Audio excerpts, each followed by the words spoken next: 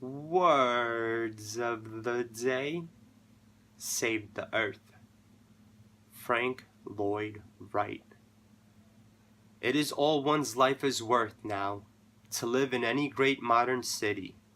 Someone had said that to cross the street in New York now, one must have been born on the other side.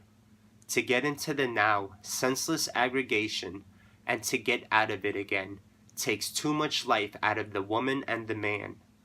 We should soon have an authority, develop minds that comprehend the modern sense of spaciousness, so characteristic of today.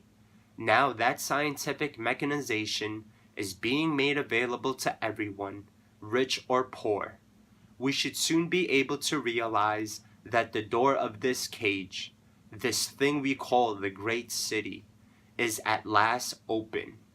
The door is open and we can fly.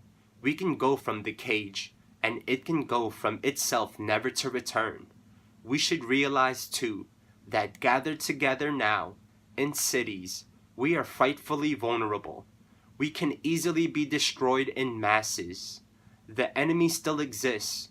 People still hate one another. So destructive forces are more than ever at large. Once upon a time, we defended ourselves by city walls and gates in the walls. We can shut out the enemy, but we cannot deal longer with the enemy in that simple way.